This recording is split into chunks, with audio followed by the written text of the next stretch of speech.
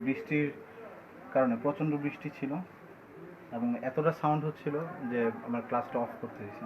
ঠিক আছে, যেহেতু আমি এক্সট্রা কোনো মাইক্রোফোন ইউজ করি না, তো সেক্ষেত্রে বাইরের যে সাউন্ডগুলো সেগুলো আসতে থাকে। ঠিক আছে, আচ্ছা যাই হোক, তো আমি আবার নতুন করে শুরু করতেছি। দেখো, আয়ন শনাক্তকরণ হচ্ছে আমরা দুইটা পার্টি করবো।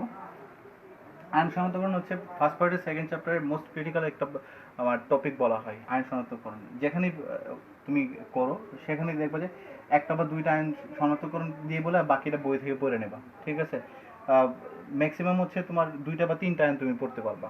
ঠিক আছে, কিন্তু এখানে আমরা মানে যতগুলো আয়ন আমাদেরকে কাজে লাগে মোটামুটি আমরা অনেকগুলো আয়নই করবো আমরা। ঠিক আছে, তো আয়ন শনাক্তকরণের যদি আমরা পার্টগুলোকে ভাগ করি, তাহলে আমি আজকে হচ্ছে পার্ট 1 ক্লাস। আয়নটাকে আমরা দুই ভাগে ভাগ করব। ঠিক আছে, এবং শনাক্তকরণটাকে আমরা দুই ভাগে ভাগ করব। একটা হচ্ছে ক্ষারীয়মূলক শনাক্তকরণ, আরেকটা হচ্ছে অম্লীয়মূলক শনাক্তকরণ।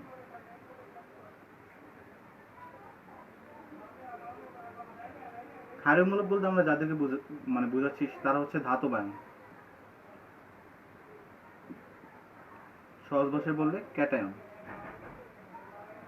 আর অম্লীয়মূলক বলতে আমরা যাদেরকে বোঝাচ্ছি তারা হচ্ছে অধাতব আয়ন বা হচ্ছে অ্যানায়ন।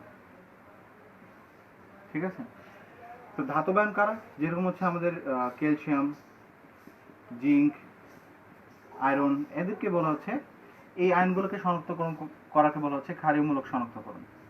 আর অম্লীয়মূলক বলতে অ্যানায়ন যেগুলো, যেমন ক্লোরাইড, তারপর হচ্ছে সালফেট, তো এই যে আয়নগুলো আছে সেগুলোকে বলা হচ্ছে অম্লীয় আয়ন শনাক্তকরণ। তো আজকে আমরা যে পার্টটা করব সেটা হচ্ছে ক্ষারীয়মূলক শনাক্তকরণের একটা পার্ট করব। ঠিক আছে, এবং এখানে আমরা হচ্ছে দুইটা বিকারক দিয়ে হচ্ছে প্রায় 10টার মতো আয়ন আমরা শনাক্তকরণ করব। ওকে, এবং এখানে আরও কাজ আমরা দেখবো, যেটা হচ্ছে আমরা কিভাবে একটা রিয়াকশন কমপ্লিট করতে পারি আয়ন শনাক্তকরণের ক্ষেত্রে, সেগুলো আমরা খুব ইজিলি দেখবো। আচ্ছা দেখো, তাহলে আমাদের ক্ষারীয়মূলক শনাক্তকরণে আমরা যাচ্ছি। তার আগে হচ্ছে আমরা বিকারক নিয়ে কথা বলি। বিকারক কাকে বলে? ঠিক আছে, আমরা তো বলছি যে দুইটা বিকারক নিয়ে 10টা আয়ন শনাক্তকরণ। তাহলে বিকারকটা কি? বিকারক হচ্ছে সে সকল রাসায়নিক যৌগ যার দ্বারা কোনো আয়ন বা মূলক বা পরমাণু বা অণুর উপস্থিতি শনাক্তকরণ করা যায়।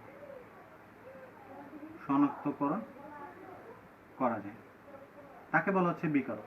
অর্থাৎ বিকারক হচ্ছে সেই সকল আমার রাসায়নিক যৌগ যেগুলো হচ্ছে যার দ্বারা আমরা কি করতে পারি, কোনো আয়ন আমরা শনাক্তকরণ করতে পারি বা মূলক শনাক্তকরণ করতে পারি, তো তার বা পরমাণু বা অণু শনাক্তকরণ, অর্থাৎ কোনো কিছু যদি আমি শনাক্তকরণ করতে যাই যে সকল রাসায়নিক যৌগ দ্বারা, তাদেরকে বলা হচ্ছে বিকারক। ঠিক আছে, আচ্ছা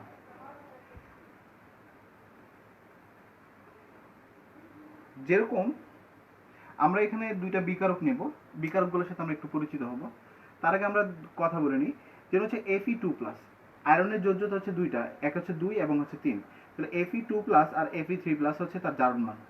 আচ্ছা, Fe2+ যখন হয় তখন আয়রনের নাম হয় ফেরাস। নিম্নতর যোজনীর ক্ষেত্রে হচ্ছে ফেরাস, উচ্চতর যোজনীর ক্ষেত্রে হচ্ছে ফেরিক। তাহলে 3 যোজনীর ক্ষেত্রে বলা হয় ফেরিক। আচ্ছা, যখন Fe2+ যখন জটিল যৌগের জন্য আসবে তখন তার নাম হবে ফেরো। Fe2+ যখন জটিল যৌগের জন্য আসবে, জটিল যৌগের নামের ক্ষেত্রে আমি এখানে চিনাবো যে জটিল যৌগ কাকে বলে, জটিল যৌগের নামকরণের ক্ষেত্রে তাহলে দেখো Fe2+ যখন জটিল যৌগে আসবে তখন তার নাম হবে ফেরো। আচ্ছা, যখন Fe3+ ফেরি হবে কখন? জটিল যৌগের নামকরণের ক্ষেত্রে। আচ্ছা, এখন আসলে জটিল যৌগ চেনার উপায়টা কি? জটিল যৌগ চেনার উপায় কিভাবে আমরা জটিল যৌগ চিনতে পারি? তৃতীয় বন্ধনী যুক্ত, মানে হচ্ছে থার্ড ব্র্যাকেট যুক্ত কোনো যৌগ থাকে, সাধারণভাবে এটা আমরা চিনতে পারি যে এটা হচ্ছে একটা জটিল যৌগ। সাপোজ আমাদেরকে দেওয়া আছে যে K4 FeCN হোল 6, ঠিক আছে। তাহলে এটা কি থার্ড ব্র্যাকেট দেওয়া আছে, তার মানে এটা হচ্ছে কি এই পুরোটা হচ্ছে কি একটা জটিল যৌগ, ঠিক আছে। তাহলে এখানে আয়রনের যোজ্যতা আমরা নির্ধারণ করে আমরা তাদেরকে বলবো যে হয় তারা ফেরো না হয় তারা ফেরি, ঠিক আছে। আচ্ছা, তাহলে এই যৌগটার ক্ষেত্রে যদি আমরা তার জারণ মান বের করতে চাই যে এফির জারণ মানটা কত, তাহলে এখানে আমরা বলে নিই যে পটাশিয়ামের জারণ মান হচ্ছে +1, CN একটা যৌগমূলক, তার জারণ মান হচ্ছে -1। তো আমরা জানি যে একটা যৌগের জারণ মান হয় কি 0, তার মানে এখানে কত হচ্ছে +1 × 4, তাহলে এফ এর জারণ মান আমরা বের করবো, তার মানে +x, তাহলে -1 × হচ্ছে কত 6 হচ্ছে 0। তার মানে এটাকে যদি আমরা সমাধান করি তো 6 থেকে 4 গেলে কত থাকবে 2, তার মানে x কত দাঁড়াবে +2। আচ্ছা, তাহলে এখানে দেখো CN এর নাম কি সায়ানাইড, এটার নাম হচ্ছে কি পটাশিয়াম, তাহলে এই যৌগটার নাম কি দাঁড়াবে? তাহলে এখানে আমরা F এর জারণ মান কত পেলাম +2, তাহলে এটার নাম হচ্ছে পটাশিয়াম। Fe2+ জটিল যৌগ আমরা বলছি থার্ড ব্র্যাকেট থাকলে জটিল যৌগ হবে, তো তার ক্ষেত্রে নাম হবে কি ফেরো, তার মানে পটাশিয়াম ফেরো। CN এর নাম কি? CN এর নাম আমরা বলছি সায়ানাইড, তার মানে পটাশিয়াম ফেরো সায়ানাইড, ঠিক আছে। তাহলে তার নাম আমরা জেনে নিলাম, তার নাম হচ্ছে পটাশিয়াম ফেরো সায়ানাইড। কেন আমরা ফেরো বললাম? কারণ এখানে F এর জারণ মানটা কত হচ্ছে +2 হচ্ছে, আমরা বলছি +2 যদি হয় জটিল যৌগের নামকরণের ক্ষেত্রে তার নাম হবে কি ফেরো। ওকে, তাহলে আমরা আরেকটা নিই, আমরা হচ্ছে নিলাম ধরো K3FeCN হোল 6, ঠিক আছে। তার ক্ষেত্রে F এর জারণ মান বের করব, টোটাল যৌগের জারণ মান কত 0, তার মানে হচ্ছে এখানে কত হবে +3 + x, তাহলে -1 × 6, তার মানে x এর মান কত বের হবে +3। তাহলে +3 এর ক্ষেত্রে আমরা কি বলছি, যদি জটিল যৌগ হয় তার নাম হবে কি ফেরি। জটিল যৌগ কেন চিনলাম? কারণ থার্ড ব্র্যাকেটে আছে, তার মানে ফেরি। তাহলে এটার নাম কি পটাশিয়াম, এটার নাম কি ফেরি হবে যেহেতু এখানে +3, এটার নাম কি সায়ানাইড, তার মানে এটার নামকরণ কি দাঁড়াবে পটাশিয়াম ফেরি সায়ানাইড, পটাশিয়াম ফেরি সায়ানাইড। তাহলে এটার নাম কি দাঁড়াচ্ছে পটাশিয়াম ফেরি সায়ানাইড। তাহলে আমরা এখানে যে বিকারকগুলোকে ব্যবহার করব আমরা হচ্ছে পটাশিয়াম ফেরোসায়ানাইড দিয়ে আমরা হচ্ছে টোটালি 4টা যে আয়ন সেই আয়নগুলোকে শনাক্তকরণ করব। তাহলে আমরা বলতেছি যে বিকারক কাকে বলে? বিকারক হচ্ছে এমন একটা রাসায়নিক যৌগ, যেরকম এগুলো হচ্ছে একটা রাসায়নিক যৌগ, তো যার দ্বারা হচ্ছে কোনো কিছু শনাক্তকরণ করা যায়।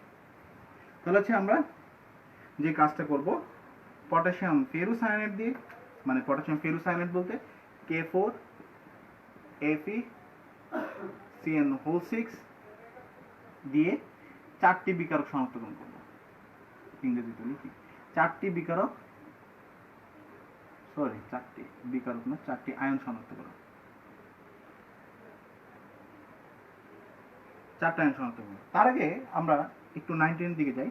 19 আমরা পড়ছি যে সংকেত লেখার নিয়মটা কি, সংকেত লেখার নিয়ম কি এটা আমাদের লাগবে। যেরকম হচ্ছে ধরা যাক x এর যোজনী হচ্ছে 2, y এর যোজনী হচ্ছে 3, তাহলে সংকেত লেখার নিয়ম হচ্ছে x এবং y যদি বসায় তাহলে একজনের যোজনী আরেকজনের কাছে থাকবে। তাহলে x এর যোজনী কত 2, তাহলে তার যোজনী থাকবে y এর কাছে, y এর যোজনী কত 3, তার যোজনী থাকবে হচ্ছে তার কাছে। তাহলে এটা হচ্ছে নরমালি সাধারণ সংকেত লেখার নিয়ম, যে আমরা কিভাবে একটা সংকেত লিখতে পারি। তাহলে দাঁড়াবে হচ্ছে x3y2। ওকে, এটা আমরা আগে বলে নিলাম, আমাদের কাজে লাগবে, দ্যাটস আমরা বলছি। তাহলে দেখো K4FeCN হোল 6 এটার নাম হচ্ছে পটাশিয়াম ফেরোসায়ানাইড। কেন আমি ফেরোসায়ানাইড বললাম? কারণ এখানে হচ্ছে আয়রনের যোজনী হচ্ছে কত 2। আচ্ছা দেখো এখানে যদি পটাশিয়ামকে আমরা বাদ দিই তাহলে FeCN হোল 6 তার উপর আমরা কি লিখব 4-, ঠিক আছে। 4- হচ্ছে তার চার্জ, তাহলে যোজ্যতা কত হবে 4 হবে। আবারও বলতেছি দেখো পটাশিয়ামের একটার জন্য হচ্ছে +1, 4টার জন্য হচ্ছে +4, তাহলে পটাশিয়াম যদি আমি উঠাইয়ে দিই তাহলে এই যে যৌগটা আছে এটা হচ্ছে যৌগমূলক যেটা থাকবে তার যোজ্যতা দাঁড়াবে হচ্ছে 4, ঠিক আছে। তাহলে এই জিনিসগুলো আমরা মনে রাখবো। তাহলে এখানে যোজ্যতা কত? যোজ্যতা হচ্ছে 4, ঠিক আছে। এখন দেখো আমরা আয়নগুলোকে কিভাবে শনাক্তকরণ করতে পারি। Fe2+, Fe3+, তারপর হচ্ছে কপার 2+, আর হচ্ছে জিঙ্ক 2+। এই 4টা আয়ন হচ্ছে শুধু এই বিকারকটা দিয়ে আমরা শনাক্তকরণ করব। তাহলে K4 Fe CN whole 6 third bracket. তাহলে এটাকে আমরা কিভাবে শনাক্তকরণ করতে পারি? দেখো, আমাদের যদি আমি এটা রাফ করতেছি, এটা হচ্ছে রাফ করতেছি, আমাদের যদি Fe2 প্লাস থাকে plus K4 Fe CN whole 6, তাহলে আমরা বলছি এটার যোজ্যতা কত? এটার যোজ্যতা হচ্ছে 4। তাহলে এখানে যদি দুইজন যুক্ত হয় তার মানে Fe CN হোল 6, তাহলে এটার যোজনী কত? 4। আর Fe2 প্লাস মানে হচ্ছে যোজ্যতা কত? তাহলে Fe এর এখানে যোজ্যতা কত হচ্ছে 2, আর এটার যোজ্যতা কত? 4। তার মানে আমরা বলছি সংকেত লেখার ক্ষেত্রে একজনের যোজনী আরেকজনের কাছে থাকবে। তাহলে Fe এর যোজনী থাকবে হচ্ছে তার কাছে, আর তার যোজনী থাকবে হচ্ছে তার কাছে। তাহলে অনুপাত যদি করি তাহলে কি দাঁড়ায়? Fe2 Fe CN6, তাহলে এটা হবে সংকেত। ঠিক আছে, দ্যাট মিনস Fe2 প্লাসের সাথে যখন আমি এটা দিচ্ছি তখন হচ্ছে তৈরি হবে কি? Fe2 Fe CN whole 6। ঠিক আছে, তাহলে আমরা এখানে লিখতে পারি, এখানে তৈরি হচ্ছে Fe2 Fe CN হোল 6। ঠিক আছে, কিভাবে আমরা লিখলাম? আমরা লিখছি হচ্ছে Fe এর যোজনী কত? 2, Fe CN হোল 6, এটা তো আমরা লিখতেছি না। Fe CN হোল 6 তার যোজনী কত? 4। ঠিক আছে, এটার যোজনী Fe এর যোজনী কত? 2, এটার যোজনী কত? 4। তাহলে 2 আর 4 কাটাকাটি করলাম, তাহলে এখানে থাকবে 2 আর এখানে থাকবে হচ্ছে 1। তাহলে Fe2 Fe CN হোল 6। তাহলে কপার 2 প্লাসের ক্ষেত্রে সেম, তাহলে Cu2 Fe CN whole 6। Zinc 2 প্লাসের ক্ষেত্রে same, Zn2 Fe CN whole 6। তার ক্ষেত্রে কি হবে? তার যোজ্যতা কত? 3। তাহলে আগে লিখে নিই, তাহলে Fe লিখলাম, তাহলে তার যোজ্যতা কত? Fe CN হোল 6, যদি K4 বাদ দিই তাহলে তার যোজ্যতা হচ্ছে 4, তার মানে তার যোজনী তার কাছে থাকবে, তার মানে 4। আর তার যোজ্যতা কত? 3, তার মানে তার যোজনী তার কাছে থাকবে। তাহলে আমার 4টা তৈরি হয়ে গেল, এটা একটা, এটা একটা, এটা একটা, এটা একটা।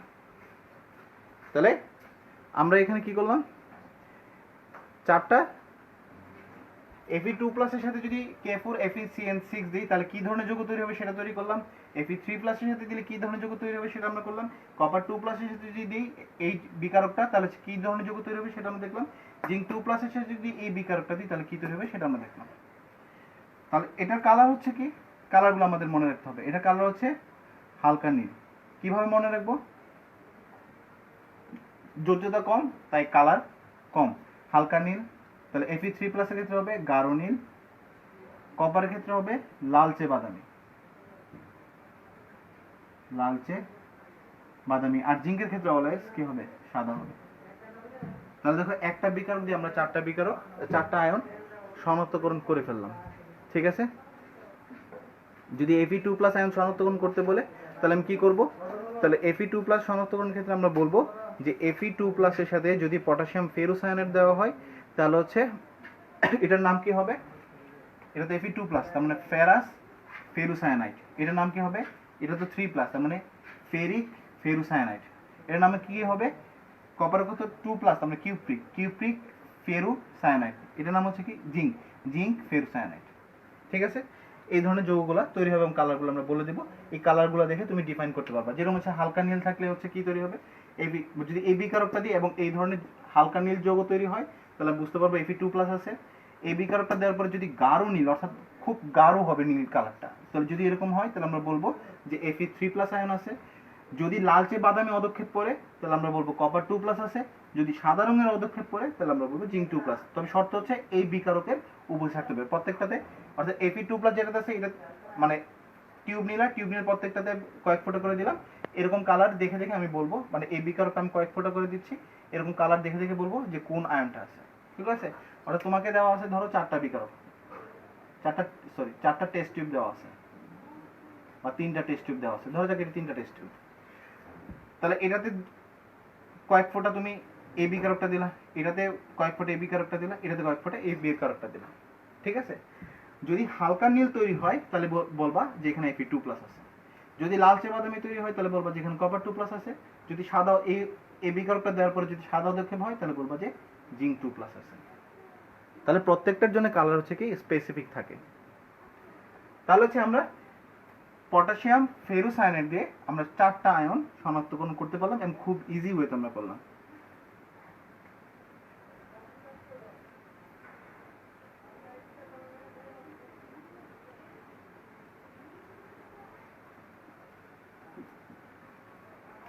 তাহলে এখন যদি আমরা বলি পটাশিয়াম, এটা হচ্ছে ফেরিসায়ানাইড। কেন ফেরিসায়ানাইড? কারণ এখানে আয়রনের যোজ্যতা কত? 3। তাহলে 3 হলে আমরা বলছিলাম প্রথম দিকে আমরা বলছি যে 3 হলে আমরা ফেরিক থেকে আমরা বলবো কি ফেরি, জটিল যৌগের জন্য হচ্ছে আমরা ফেরি বলবো। তাহলে এই বিকারকটা দিয়ে হচ্ছে আমরা পার্থক্য করবো হচ্ছে Fe2+ আর হচ্ছে Fe3+ এর পার্থক্য করবো। ঠিক আছে, ফেরিসায়ানাইড দিয়ে আমরা শুধুমাত্র Fe2+ আর Fe3+ এর পার্থক্য করতে পারি, আর কাউকে আমরা পার্থক্য করতে পারি না। তাহলে দিলাম হচ্ছে K3 FeCN6। ঠিক আছে, আচ্ছা তাহলে এটার সাথে এটার যোজ্যতা কত? এটার যোজ্যতা কত? 3 না? কারণ এই 3 যদি বাদ দিই, মানে কে যদি 3টা বাদ দিই তাহলে যোজ্যতা কত দাঁড়াবে? 3- মানে হচ্ছে FeCN6 হচ্ছে কত? 3- মানে হচ্ছে তার যোজনী কত? 3। ক্লিয়ার? 3টা পটাশিয়াম বাদ দিলাম তাই 3-, 4টা পটাশিয়াম বাদ দিলে 4-, মানে যোজনী হচ্ছে 4। তাহলে তার যোজনী হচ্ছে 3 আর তার যোজনী হচ্ছে কত? 2। তার মানে আমরা লিখলাম FeCN6, তাহলে তার যোজনী, আর এখানে কি লিখলাম? Fe লিখলাম। তাহলে Fe এর যোজনী কত? 2 আর তার যোজনী কত? 3। দেখো তাহলে Fe তার যোজনী হচ্ছে কত? 3 আর তার যোজনী হচ্ছে কত? 2। তাহলে 3 যদি আমি ফিল আপ করতে যাই, এখানে দিলাম কত? 2। তার মানে আমার লাগবে কয়টা? আরেকটা। তাহলে এখান থেকে একটা জাস্ট পটাশিয়াম দিয়ে দাও। তাহলে 2 আর এই পটাশিয়ামের যোজ্যতা হচ্ছে 1, তার মানে 2 এর একে কত? 3। তাহলে 3 ব্যালেন্স। এই টোটালটার ভ্যালু হচ্ছে 3। কথা ক্লিয়ার? এই টোটালটার যোজ্যতা হচ্ছে কত? 3। Fe2+ যেহেতু নিছি, Fe2+ এর যোজ্যতা হচ্ছে 2, তাহলে আমার 3 করতে হবে এটার সাথে ব্যালেন্স করার জন্য, তাই আমি একটা পটাশিয়াম নিলাম। তাহলে তৈরি হলো কি 2 আর একে কত? 3, ব্যালেন্স হয়ে গেল। আচ্ছা, এখন দেখো Fe3+ নিলে, Fe3+ নিলে আমার আর কোনো কাজ নেই। Fe3+ যদি আমি নিই তাহলে সরাসরি এটা বসাতে পারবো, কারণ এটার যোজ্যতা 3, এটার যোজ্যতা কত? 3, বা এটার যোজ্যতা কত? 3। তাহলে হচ্ছে FeCN6, এটার যোজ্যতা কত? 3, এটার যোজ্যতা কত? 3। তার মানে হচ্ছে 3 3, তো 3 কাটা, তার মানে থাকে শুধুমাত্র FeCN6।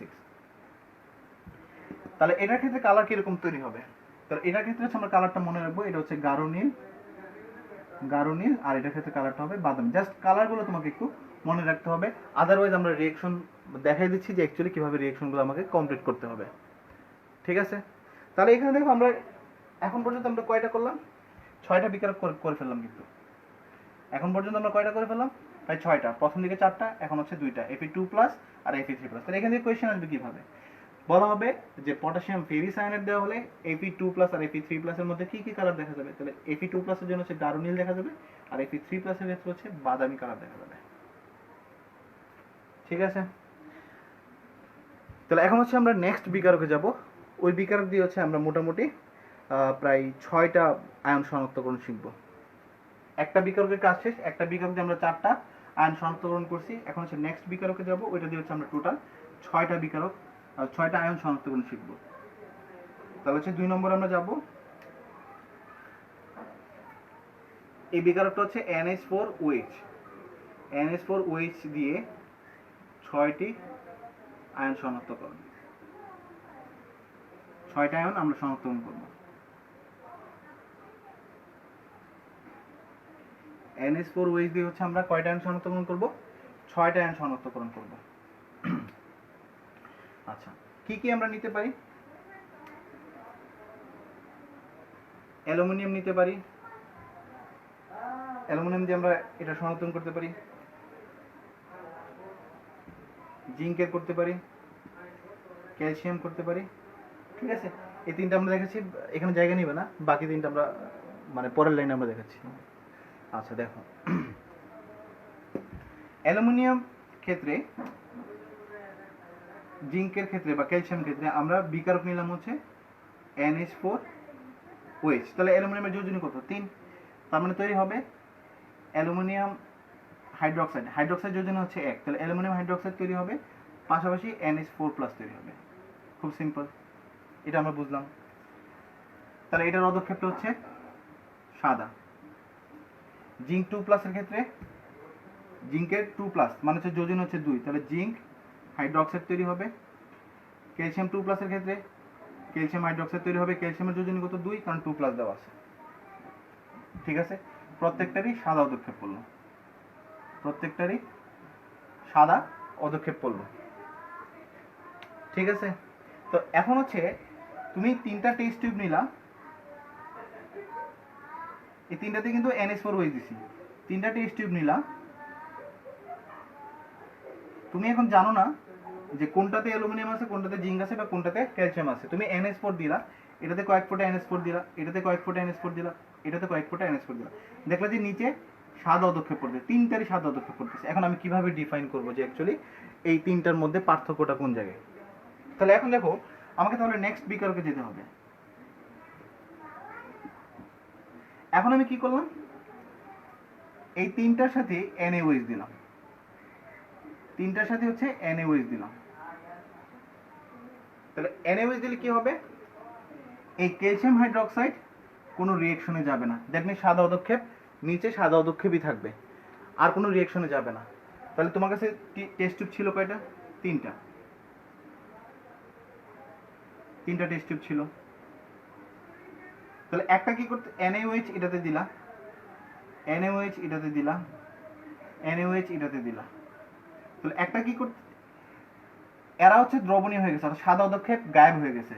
তাহলে এটার ক্ষেত্রে হচ্ছে গায়েব হয়ে গেছে, একটা স্যাম্পলের ক্ষেত্রে, এই স্যাম্পলের ক্ষেত্রে গায়েব হয়ে গেছে, কিন্তু তৃতীয় স্যাম্পলের ক্ষেত্রে সাদা পদক্ষেপ গায়েব হয় না, দ্যাট মিনস সে রিঅ্যাকশন করে নাই। তখন তুমি এটার পাশে লেবেলিং করে দিলা যে এটাতে ক্যালসিয়াম 2+ আয়ন আছে, অর্থাৎ ক্যালসিয়াম আছে।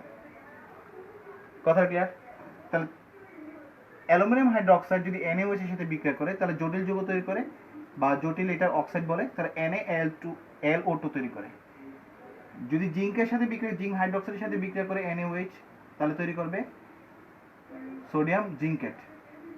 ঠিক আছে, এগুলো প্রত্যেকটা হচ্ছে কি দ্রবণীয়, মানে হচ্ছে তারা এখন বর্ণহীন হয়ে গেছে। আগে কি ছিল, আগে সাদা পদক্ষেপ দিচ্ছিল, এখন তারা কালারলেস হয়ে গেছে। তাহলে NaAl2 এইগুলো হচ্ছে কি কালারলেস হয়ে গেছে। ওকে, এখন তুমি এটাকে আলাদা করে রেখে দিলে। এখন তোমার কাছে টেস্ট টিউব কয়টা? এখন টেস্ট টিউব হচ্ছে তোমার কাছে 2টা। এখন তুমি দেখলা যে 2টাই তো আমার দ্রবণীয়, 2টাই আমার 2টা দ্রবণী কি হয়েছে, কালারলেস হয়ে গেছে, এটাও কালারলেস, এটাও কালারলেস। এখন আমি শনাক্তকরণ করবো কিভাবে? এখন আমাকে কি করতে হবে, এখন নেক্সট আরেকটা বিকারক যুক্ত করতে হবে, যে এখন আমি কি করতে পারি। এখন আমি কি করলাম, NH4Cl দিলাম, 2টাতে NH4Cl দিলাম। ঠিক আছে, এখন 2টাতে NH4Cl দেওয়ার পরে যে কাজটা হবে, যদি জিঙ্ক থাকে তাহলে সে কোনো রিঅ্যাকশনে যাবে না, সে কোনো ধরনের রিঅ্যাকশনে যাবে না। দ্যাট মিনস বর্ণহীন ছিল, আমি ধরে নিলাম এটাতে জিঙ্ক ছিল, তো বর্ণহীন ছিল, তাহলে যখন আমি NH4Cl দিলাম রিঅ্যাকশনে যেতে যায় নাই, তার মানে বর্ণহীনই থাকবে, কোনো কালার চেঞ্জ করবে না। কিন্তু সোডিয়াম অ্যালুমিনেট, মানে যদি অ্যালুমিনিয়াম থাকে, তখন অ্যালুমিনিয়াম হাইড্রোক্সাইড আবার তৈরি করবে, তখন আবার সাদা পদক্ষেপ তৈরি করবে। দ্যাট মিনস অ্যালুমিনিয়াম হাইড্রোক্সাইড তৈরি করার সময় সাদা পদক্ষেপ। তাহলে এটাতে আমি প্রিসিপিটেশন পাচ্ছি কি, বা পদক্ষেপ পাচ্ছি কি, সাদা। এখন আমি খুব সহজে আলাদা করতে পারলাম যে এটা হচ্ছে অ্যালুমিনিয়াম। তাহলে তুমি 3টা আয়নকে আলাদা করে ফেললাম। আমি এটাকে দেখো আবারও দিচ্ছি, তোমার কাছে 3টা টেস্ট টিউব ছিল এরকম।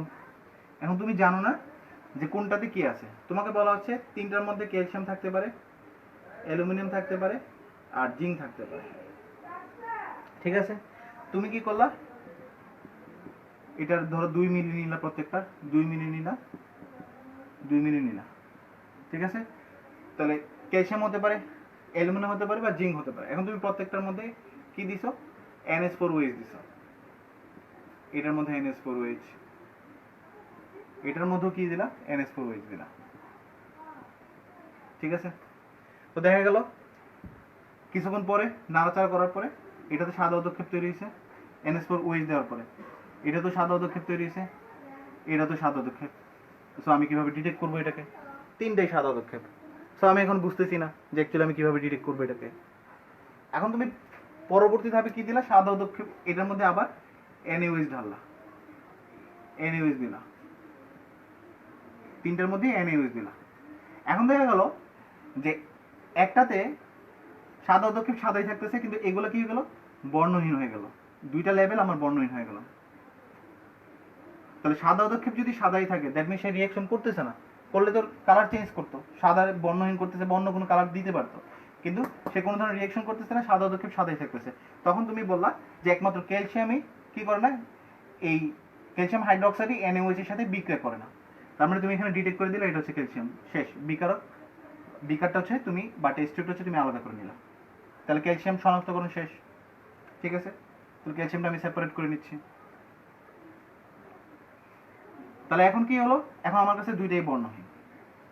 এখন আমি থার্ড বিকারক যুক্ত করলাম, কি নিলাম?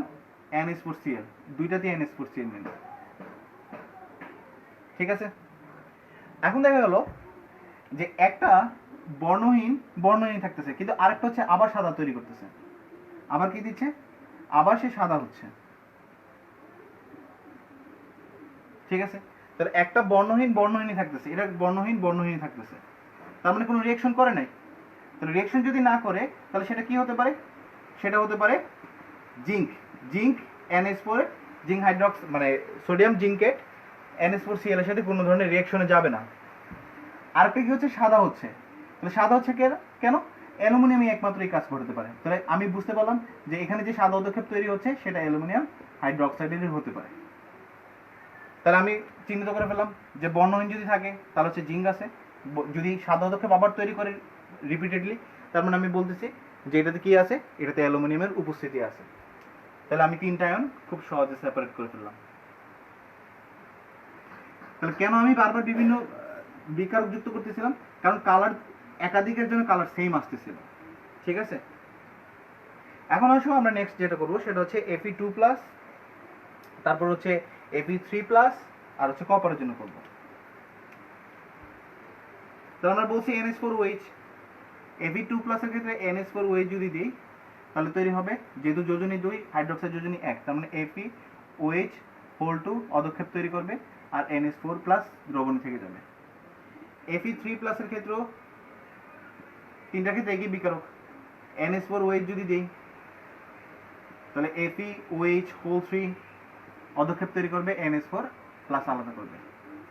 ঠিক আছে, তাহলে Fe2+ যদি থাকে তাহলে কালার হবে সবুজ, আর এটার হচ্ছে কি? এটা হচ্ছে বাদামি। তাহলে কালার দ্বারা যদি তুমি বুঝতে পারতেছো, তাহলে আর নেক্সট কোনো বিকারক আমাদের দরকার নেই। কেন দরকার নেই? কারণ দুইটার কালারই হচ্ছে আলাদা আলাদা। তো Fe3+ এর ক্ষেত্রে অলরেডি বাদামি তৈরি হচ্ছে, Fe2+ এর ক্ষেত্রে হচ্ছে সবুজ তৈরি হচ্ছে। কোন বিকারকের ক্ষেত্রে? NH4OH যোগ করলে একটা কালার দেখাবে সবুজ, একটা কালার দেখাবে হচ্ছে বাদামি।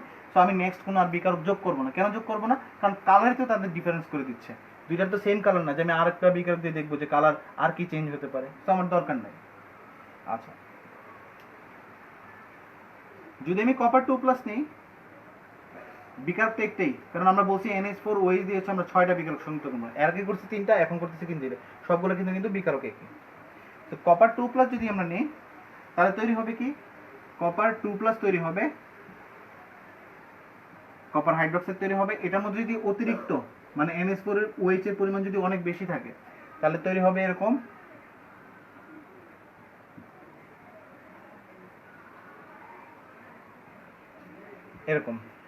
Tetraammine কিউপ্রেট ion. এটাকে বলা হয় টেট্রাঅ্যামিন। এটা হচ্ছে গাঢ় নীল হবে, এটা হচ্ছে গাঢ় নীল। ঠিক আছে, দেখো তিনটারই কালার কিন্তু আলাদা। দ্যাটস ওয়াই আমি আর কোনো বিকারক যুক্ত করতেছি না, ওই NH4OH দিয়ে আমি কাজ চালাই দিতেছি।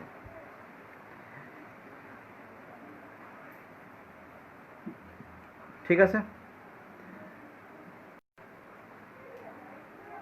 তাহলে হচ্ছে ফার্স্ট পার্টে আমরা দেখলাম, প্রথম অংশে আমরা দেখলাম কি?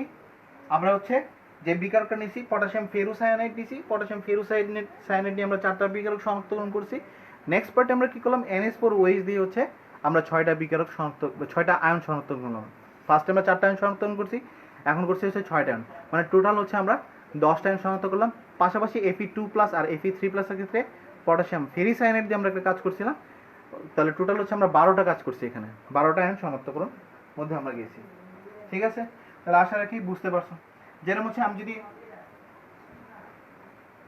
নেই এরকম, তোমাকে দেওয়া আছে এটা একটা টেস্ট টিউব, এটা একটা টেস্ট টিউব, এটা একটা টেস্ট টিউব, প্রত্যেকের মধ্যে ধরো প্রত্যেকের 2 ml আছে, 2 ml দেওয়া আছে, নমুনা দ্রবণ হচ্ছে কত 2 ml। তাহলে প্রত্যেকের মধ্যে আমি কি করলাম, NH4 ওয়েট যুক্ত করলাম, NH4 ওয়েট, এটার মধ্যে NH4 2-3 ফোঁটা তুমি NH4 ওয়েট দিলা, ঠিক আছে, আবার পুরা ঢালা দিও না, তাহলে হচ্ছে NH4 ওয়েট দিলা। তাহলে একটাতে দেখা গেল যে সবুজ কালার পড়তেছে, একটাতে দেখা গেল যে গাঢ় নীল, হচ্ছে একদম কাপড়ের যে নীলগুলো দেওয়া হয় সেরকম নীল, যেমন এই কালারগুলো হচ্ছে হালকা নীল, আরো গাঢ় হবে, তাহলে গাঢ় নীল, আর এটাতে ধরো বাদামি পড়তেছে। তাহলে 3টা কালারের কিন্তু ডিফারেন্স। তো গাঢ় নীল একমাত্র তৈরি হবে কপার 2+ আয়ন যদি থাকে, সবুজ তৈরি হবে কখন, যখন Fe2+ এর সাথে থাকবে, বাদামি তৈরি হবে কখন, যখন Fe3+ থাকবে। তার মানে 3টা টেস্ট টিউবে 3টা লেভেলিং করে দেবে, তখন তুমি বলো যে আচ্ছা এটাতে Fe2+ আছে, আচ্ছা এটাতে কপার 2+ আছে, আর এটাতে হচ্ছে Fe3+ আছে, শেষ। তাহলে আমি আয়ন শনাক্তকরণ করে ফেললাম, কথাটা ক্লিয়ার?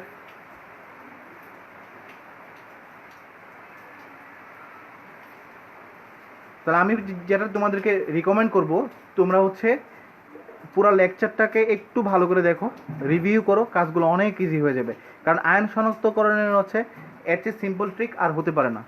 ঠিক আছে, আমরা এখানে ট্রিকের মাধ্যমে এখানে আমরা কাজ করছি, আমরা হচ্ছে 10টা কাজ মানে প্রায় 12টার মতো আয়ন আমরা খুব ইজিলি ডিটেক্ট করে ফেললাম।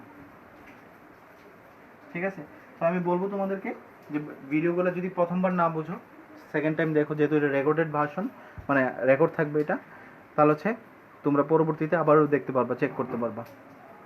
তো ভালো থেকো, আল্লাহ হাফেজ।